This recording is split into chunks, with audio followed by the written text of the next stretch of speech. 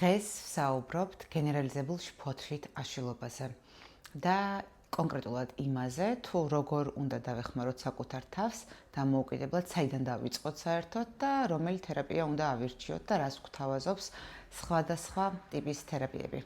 გამარჯობა, მე ვარ მაგდა ბერესტი, ფსიქოანალიტიკოსი და ამ არხზე შევეცდები გასაგები და მარტივი ენით მოგაწოდოთ ძალიან მნიშვნელოვანი ინფორმაცია ჩვენს ფსიქიკურ ჯანმრთელობაზე. პირველ რიგში, რა ვიცით გენერალიზებულ შფოთვით აშლილობაზე? ეს არის ერთ-ერთი ყველაზე გავრცელებული დაავადება, ხო? თანამედროვე სამყაროში და მსოფლიო მოსახლეობის 5%-ს აწუხებს.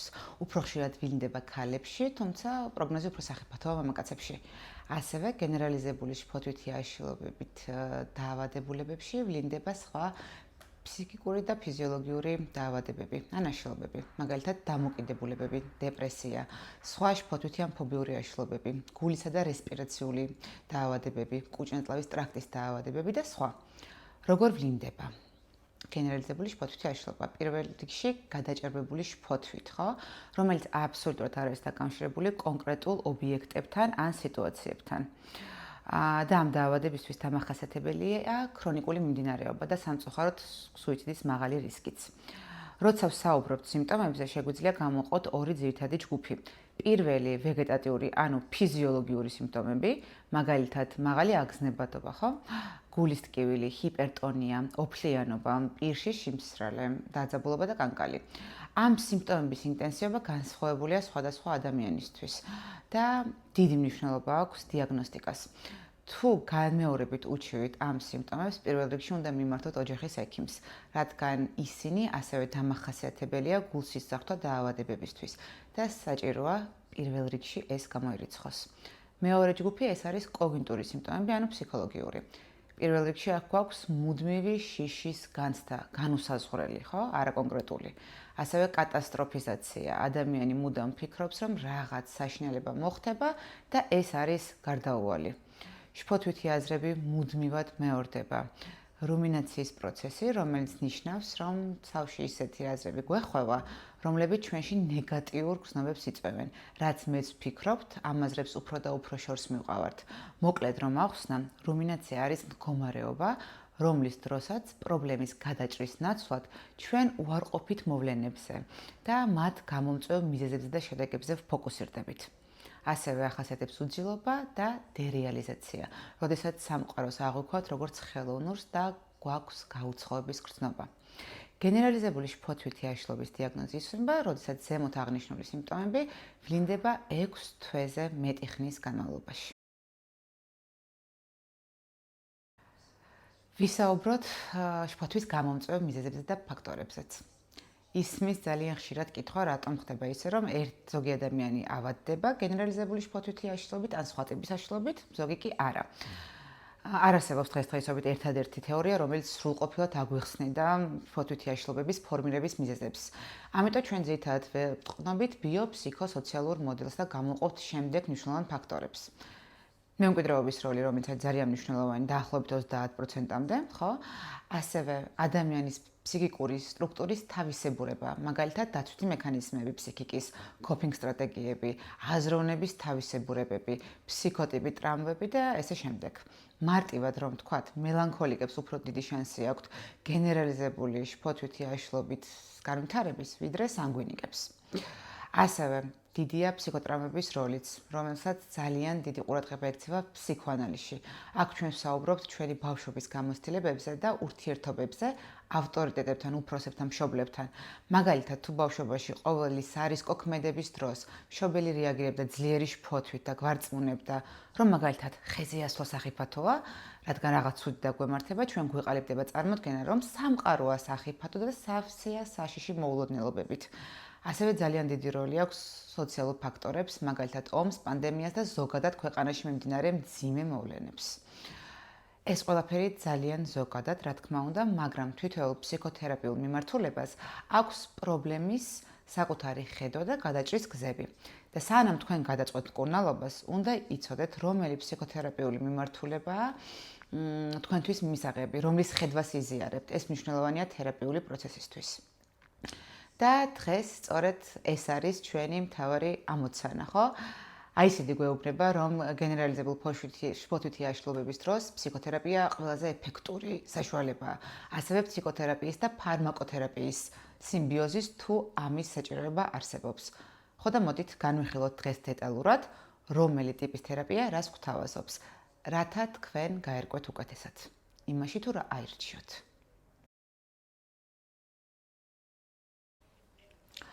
დავიწყოთ ყველაზე პოპულარული კოგნიტურ-ქცევითი თერაპიით. ეს არის შფოთვით აშლილობასთან მუშაობის ერთ-ერთი ყველაზე ცნობილი მეთოდი, ხო? და განვიხილოთ ძირითადი მოდელები, რომლებიც ხსნიან გენერალიზებული შფოთვითი აშლილობის ფორმირების მექანიზმებს.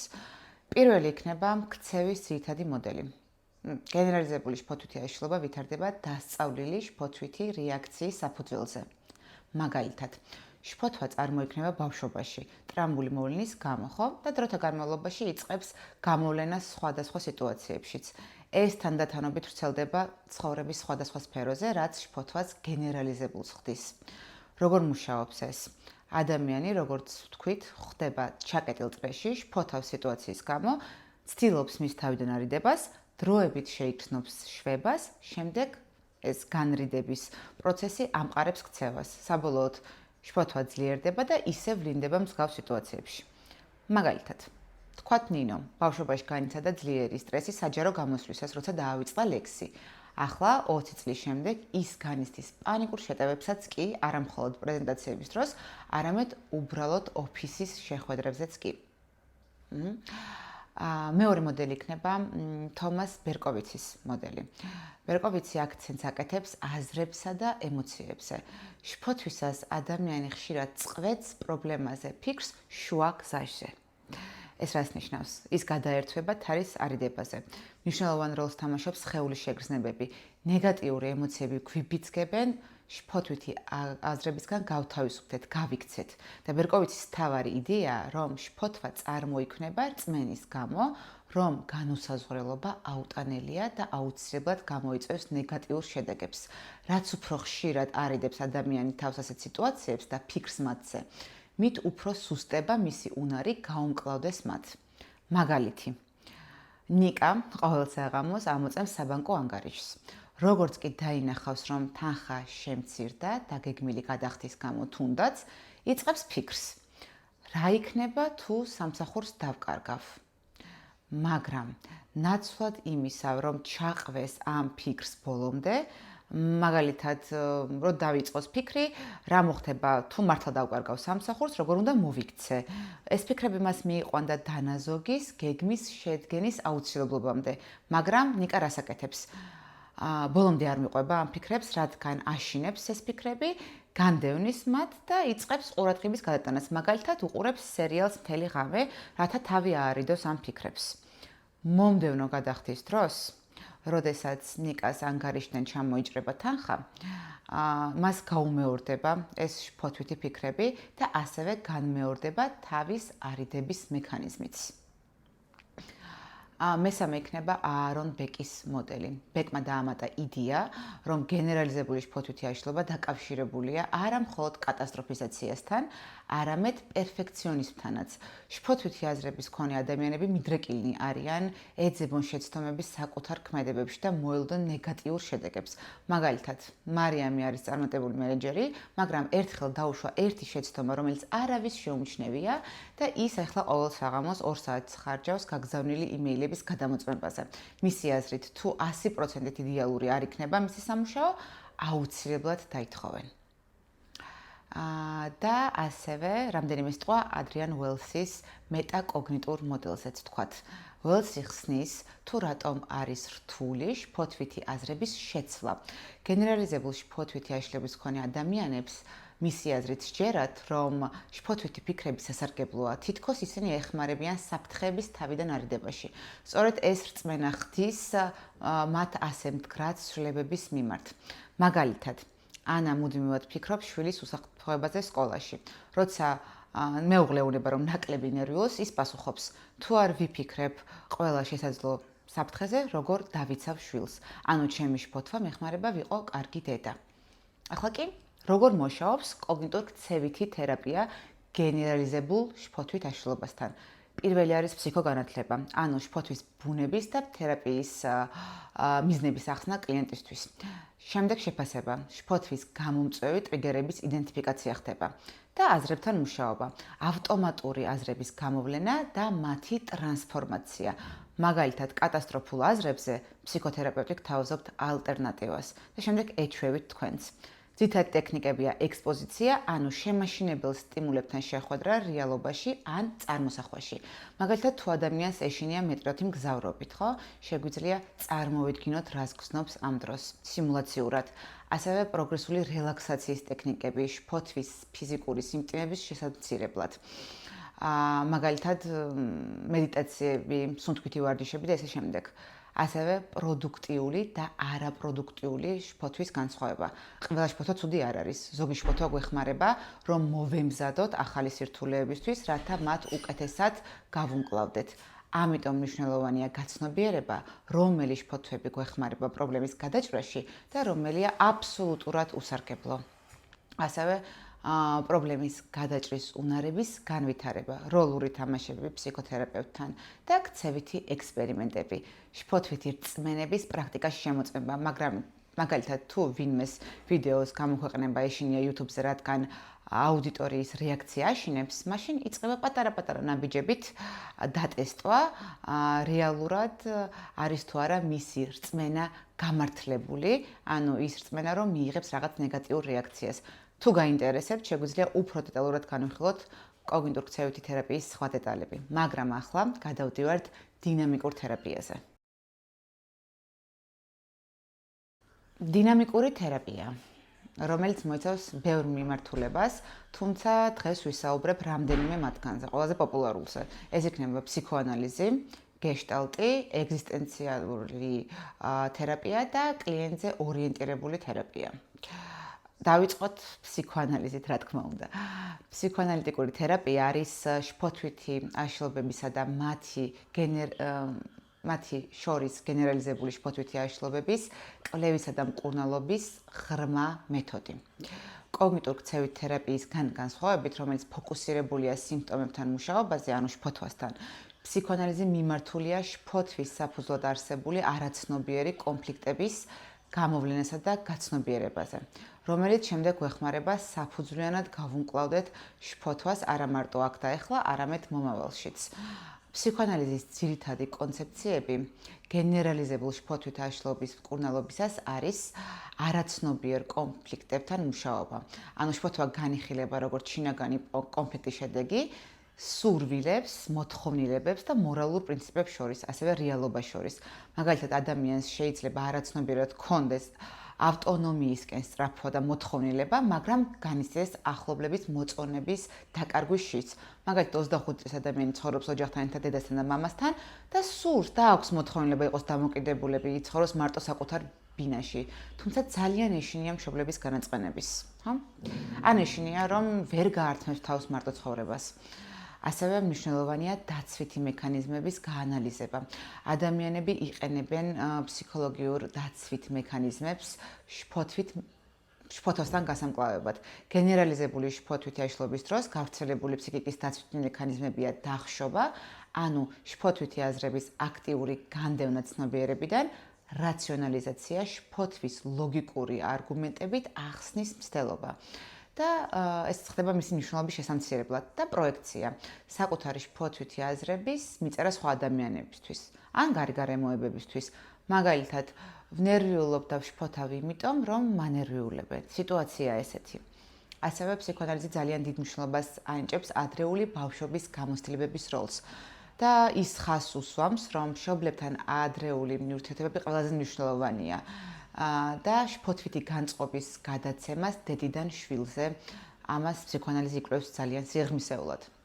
და შეიძლება ემოციურმა მხარდაჭერის ნაკლებობმა ან ჭარბმა კონტროლმა ჩამოაყალიბოს შინაგანი განწყობები, რომელიც შემდეგ ხელს უწყობს შფოთვის ზრდას დასრულ ცხოვრებაში. კლიენტზე კონცენტრირებული ან ორიენტირებული თერაპია კარლ როჯერსისა და კარენ ჰორნის მიხედვით. შფოთვა წარმოიქმნება მაშინ, როდესაც ბავშვი არ ვერ იღებს უპირობო სიყვარულს და იძულებულია შეასრულოს მშობლის მკაცრი მოთხოვნები. შედეგად ის ქმნის იდეალურ მესს, რომელსაც ცდილობს მუდმივად შეესაბამებოდეს.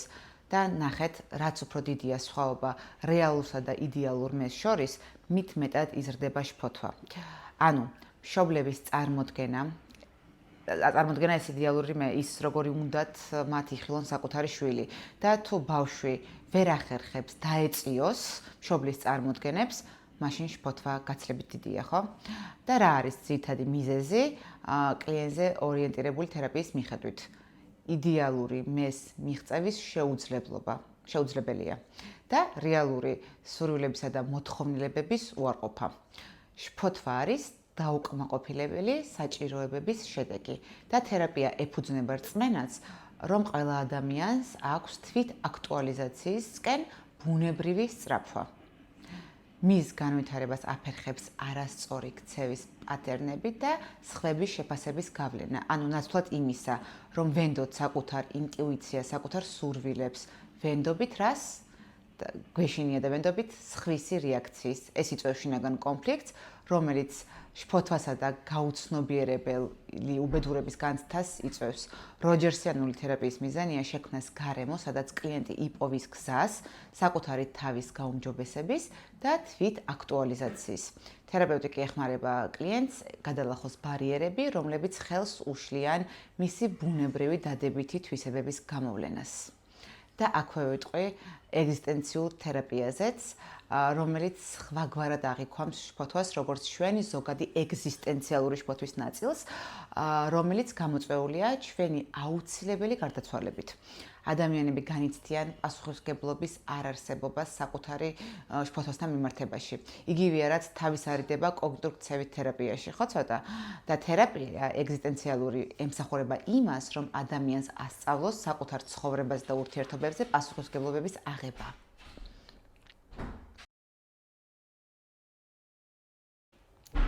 გეშტალტ თერაპიაზეც თქვათ 2-20 სიტყვა. აქ შფოთვა განიხილება როგორც სიგნალი გარემოსთან კონტაქტის დარღვევის და როგორც განდევნის ან არ გაცნობიერების შედეგი საკუთარი ემოციების. ეს გამოიხატება საკუთარი ემოციების გამოვლენის და მნიშვნელოვანი ურთიერთობების დაკარგვის შიშის შორის კონფლიქტის შედეგად. ხშირად ეს ხდება ოჯახებში, სადაც ადამიანებს არ აძლევენ საშუალებას საკუთარი ემოციების გამოხატვის, მაგალითად, როდესაც ბავშვს ეშინია მშობლების მიმართ ნეგატიური ემოციების გამოვლენის აგრესიის გამო, ან როდესაც ბავშვი ცდილობს შეესაბამებოდეს მშობლების წარმოდგენებს მასზე. ის განდევნის ნეგატიურ ემოციებს, მაგრამ შეგრძნებები რჩება, არსად არ იკარგება. ეხლა ვისაუბრებთ იმაზე, თუ ზოგადად, ხო, თუ როგორ ხდება მკურნალობა დინამიკური თერაპიის ფარგლებში. რადგან ძალიან გავს რაღაცით ერთმანეთს დინამიკური თერაპიის სხვადასხვა მიმართულებების მკურნალობა, რა თქმა უნდა არის განსხვავებები, მაგრამ დღეს ვსაუბრობთ უფრო ზოგადად, ხო? პირველი არის ყოველთვის კონტექსტის ანალიზი.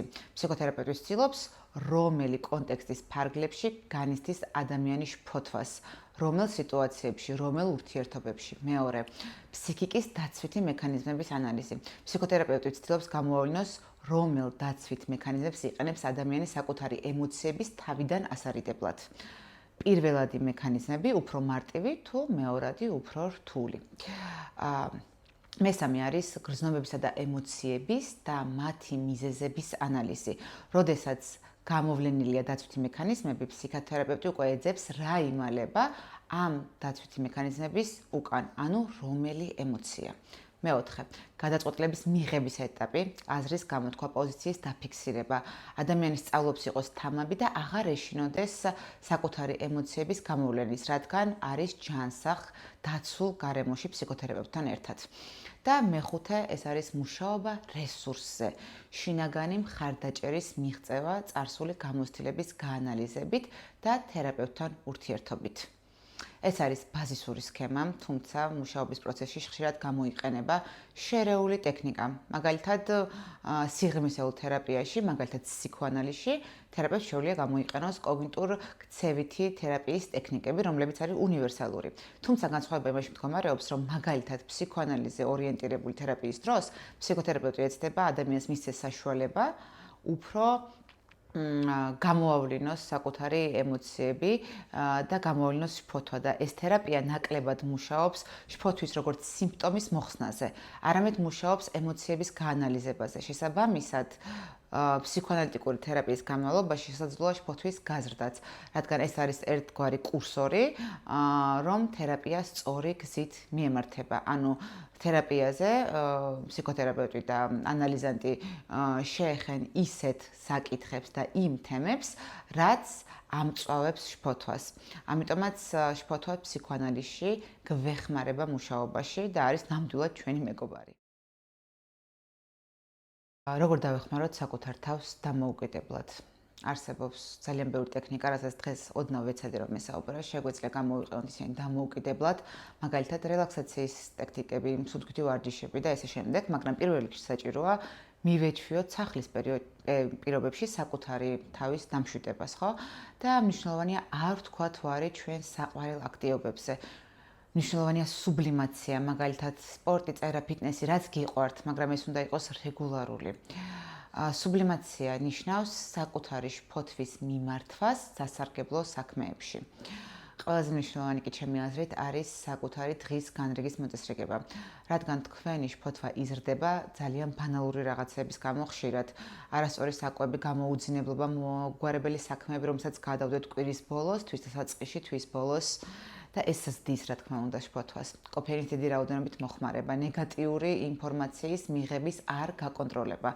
მაგალითად, როცა დილის 9 საათზე ხსნით Instagram-ს ან Facebook-ს და ვკითხულობ ძალიან ბევრ ნეგატივს.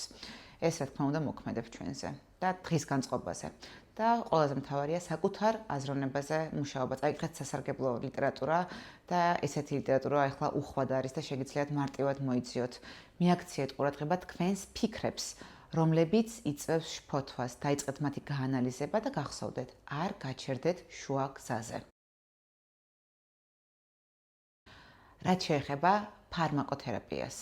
თუ თქვენ გაქვთ გენერალიზებული შფოთვითი აშლობის მაღალი ხარისხი, მაშინ აუცილებელია ფარმაკოთერაპიის ჩართვაც მკურნალობაში, ამიტომ აუცილებელია დიაგნოსტიკა. მაგრამ ფარმაკოთერაპია თავის მხრივ შეგვიძლია განვიხილოთ როგორც თავის არიდება, ხო? ამიტომ უმჯობესია თუ მას მხოლოდ აუცილებლობის შემთხვევაში მივმართავთ, რადგან ფარმაკოთერაპიას არ შეუძლია გონებას ჩაგვიბეჭდოს ახალი პატერნები, სიტუაცია და ემოციები ისევ გაუანალიზებელი რჩება, ხო? ამიტომ ფარმაკოთერაპიასთან ერთად აუცილებელია ფსიქოთერაპია, რადგან ჩვენი ფსიქიკა არ მოდუნდეს, არ ისწავლოს მექანიკურად ამაზე რეაგირება, არამედ იყოს ეს სრულიად გაანალიზებული, რათა შემდეგ მომავალში შევძლოთ რთული სიტუაციიდან გამოსვლა. დღეისათვის სულ ეს იყო. გამოიწერეთ ჩემი არხი, რადგან ვაპირებ ბევრი მსგავსი კონტენტის შექმნას და ვფიქრობ, ეს შეიძლება დაგეხმაროთ, თავი იგრძნოთ უკეთ ამ ხანდახან ზედმეტად გაუსაძლის სამყაროში. და თუ გაქვთ შეკითხვები ამ თემასთან დაკავშირებით, დამიწერეთ კომენტარებში ან გამიზიარეთ თქვენი აზრები, ეს მე დამეხმარება შევქმნა მომდევნო თქვენთვის საინტერესო მასალა. დიდი მადლობა ყურადღებისთვის. ნახვამდის.